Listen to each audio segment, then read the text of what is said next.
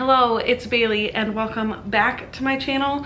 Today I am coming to you from Mabel's room to do my October wrap up. So let's go ahead and get into it. I am going to mention, even though I really don't want to this month because I did terrible, that my physical TBR is sitting at 111 books, which I had been just under that 100 mark. So this is pretty disappointing to me. The main reason for this is that my stepmom did bring me like a bunch of books that have now been added to my shelf. So I didn't really go shopping, but I acquired a lot of books. So in the month of October, I read 6 books. I read for 31 hours, which was 2,278 pages.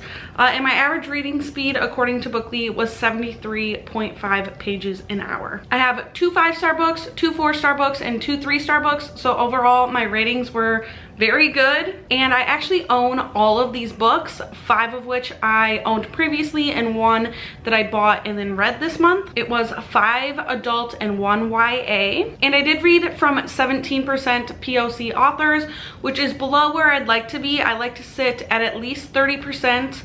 But my averages for the year are pretty good, so I'm not going to beat myself up over 1 month. In terms of publication year, I read 2 that were 2021 releases, 1 that was published in 2020, 2 from 2010 to 2018, and then 1 from before 2010. I read 3 thriller mysteries, 2 sci-fi / dystopian, and 1 romance. So I'm gonna go ahead and get into what these books were from my least favorite to most favorite. Like I said, I had a really good month, so even my lowest rated is still a 3-star. But first on the list is actually Highlander Most Wanted by Maya Banks.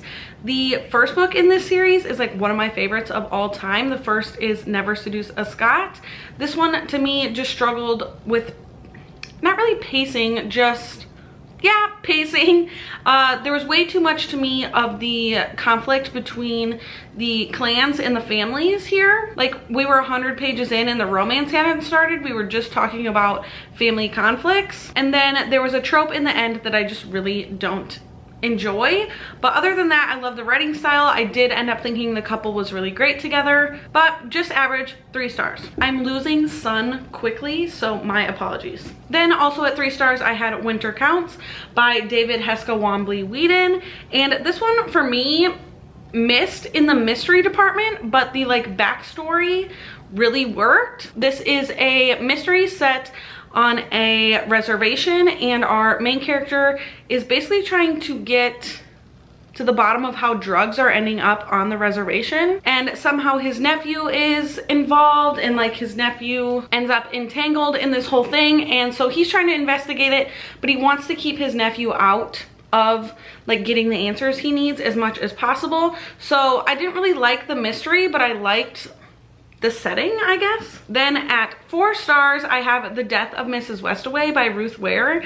This definitely was probably, I don't know, there's one more like thriller on this list, but was the most like Halloween vibes of anything that I read in October. This follows our main character, who is essentially told that she is gonna get this inheritance from a grandmother that she doesn't believe she's related to. So she travels to like go to this funeral and meet the family, and then she's like, am I related to these people? Am I not? There's like weird connections happening.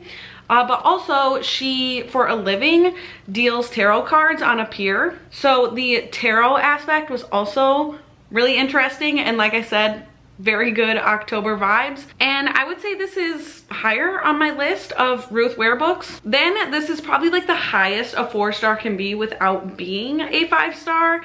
And one of my most surprising reads of the year probably, and it is Project Hail Mary by Andy Weir. Our main character in this wakes up like on a spaceship, not really knowing why he's supposed to be there. So he's slowly getting his memories back of like before waking up on said spaceship, and like what the mission, why he's here, and what he's supposed to be doing on this mission is. And really, this kept me so intrigued.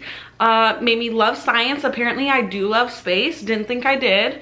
The only thing that fell short in this for me is the ending. It didn't go where I wanted it to go. Then at 5 stars, I'm putting this one below the other one just because it was a reread basically.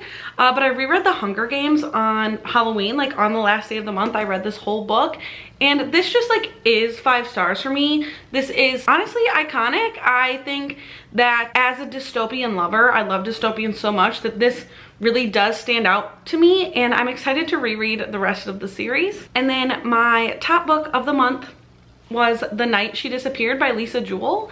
And even though this took me like 2 weeks to read, I basically read at the beginning of the month, read this book for 2 weeks because I was so busy, and then read at the end of the month. But I really did end up enjoying this one. In this book, we are following 3 different perspectives that seem like weird choices of perspectives to follow for the story, but it all makes sense, and I think they were the right perspectives to tell it from. But in the beginning of the story, a young mother and her boyfriend go out for the night and never come home. So you're trying to figure out like where they went, what happened to them.